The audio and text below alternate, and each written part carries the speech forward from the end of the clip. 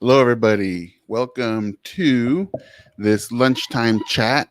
If you hear that barking out there, that's my little chihuahua. I guess he's happy about me starting up this chat as well.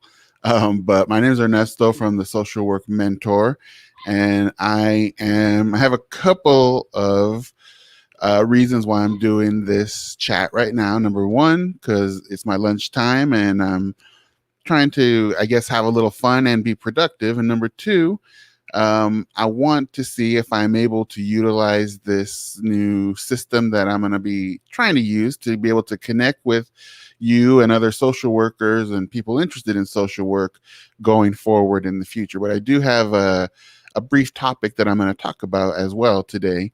And so before I get going with that, I just want to say that there is a way for, if you are watching this live, which I am live right now on a couple of different channels, you're able to connect and leave comments and I can see them live.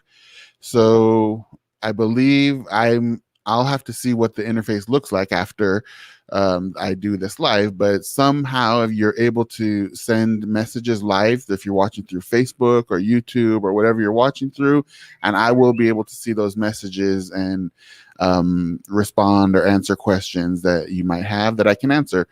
So the thing that I was going to talk about today, just for a little bit, is based on a couple of coaching sessions that I've had recently.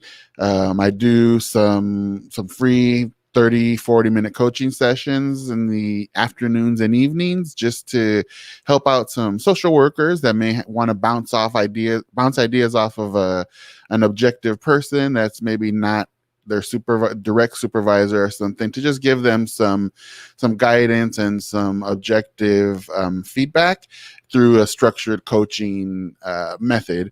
And so in doing that, I've talked to several fairly new social workers, and the question that comes up fairly frequently, and I don't think it's a new thing, I think many of us who have been doing this work for a while are very familiar with this quandary that we get into sometimes. And it's, I think, exacerbated a little bit now with COVID and working from home and all those things. But the question at hand, or the issue that's come up, is the idea of trying to figure out these two different things: prioritization and organization. And so the thought being, how do you prioritize work? You know, as a social worker, many of us know that when you're working, you, at any given time, you might have your entire day planned out and scripted and ready to go. You know exactly what you're going to do, exactly what you're going to get done that day.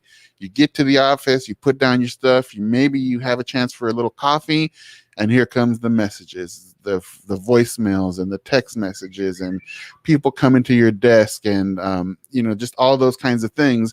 And there goes your plan for the day. So one of the things that I've ended up coaching on in several sessions is just, how do we prioritize that work? How do we prioritize what comes first? When everything, I'm going to just check this right now because I keep getting messages. I thought maybe it was messages coming from you, but apparently it's not. So I'm not, like I said in the beginning, I'm trying to learn the system. But back to the topic.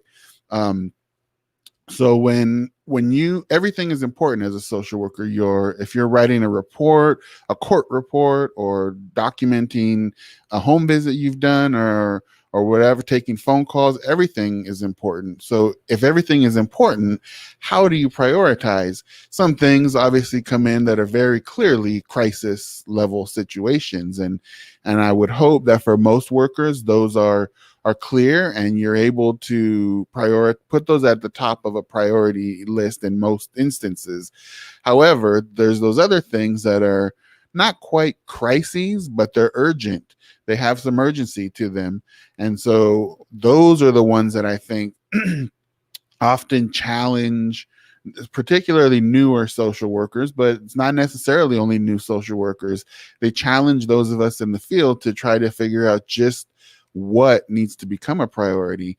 Now, the reason why the idea of prioritization, I combine it with organization, is because all of us have our own systems that we develop over time, whether we use old, an old school paper calendar or agenda or something like that. And some people love to write stuff down and put little notes and sticky tabs and highlighters and things like that. And that's how they organize.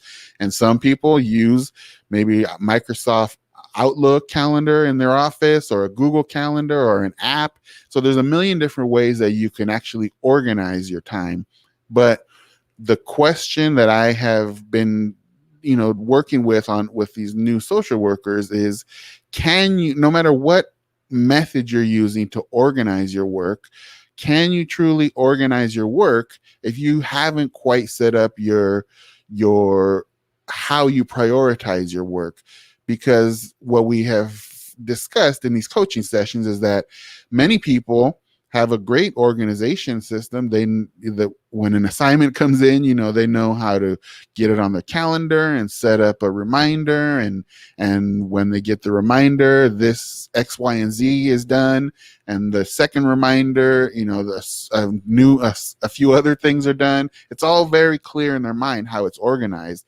But as I mentioned, that organization goes out the window when the prioritization is not set. So one instance, this particular social worker had everything, their day planned out, and they even had some level they had the beginnings of prioritization. They thought they knew that, no matter what comes in, basically, I'm going to stick to my plan because I have this report due at the end of this week. And so they sat down, everything was fine, but then that borderline urgency / crisis level call came in, and then they were stuck. They didn't know what to do. And as social workers, I think most of the time our natural inclination is to try to help. So that is in fact what this person did. They dropped everything that they were doing. They went to help. That situation turned into a much bigger situation, as we know often can happen. And the thing that this person was so organized on and ready to complete in a very logical, regimented way didn't happen. And they ended up being late, and, everything that happens after that. So what I'm posing here, the question that I'm posing, or I guess maybe what I'll end with, because as I mentioned, this is kind of just a test. I wanted to see how this system works here. But what I will end with is that, let me just check if I can use this, sorry, before I go. Okay. Is that the message that I really want to get across to people, especially new workers, is that you do have to develop two things simultaneously. One, you need to develop whatever system you're going to use for your organization. You can draw from coworkers, experienced workers. You can utilize some of your own methods. We all have our own styles, and we all develop that organization as we go. And it's really, I've been doing the work for 25 years, and I'll say it's an ongoing process, how we organize the work. But as I mentioned, if you don't have a system or a process or a protocol in place, at least in your own mind, of how you prioritize work that comes in, then your organization will become irrelevant.